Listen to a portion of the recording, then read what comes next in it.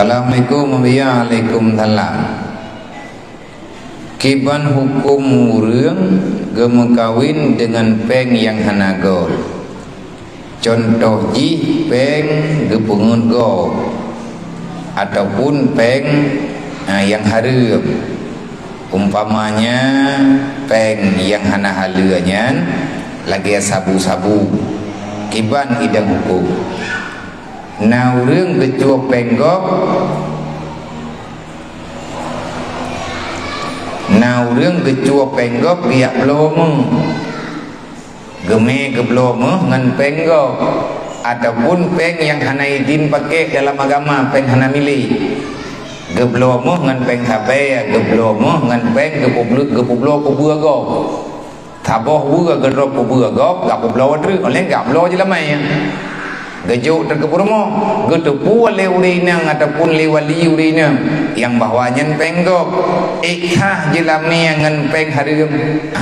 pakat hana milih menyetekedi urang gekun dengan jelamnya tipluh mayam na gememu tipluh mayam man tipluh mayam kanmu kan ada draw tapi kagak gekun long terimang nikah ti populan bin ulin gelong ngan jelamnya tipluh mayam meh yang gememu jua nyan urinang nyo golom na jelamai berarti uragamnya wajib kebayar karena kagak igaran man tipluh mayam yang gemeyan karena dagayan atagok saja manikah tak menyetekedi gepungut le uragam sebab jelamnya mereka sebut wajib bayar yang berat disyaratkan benar wali benar saksi berarti yang dalam jelamanya ke nikah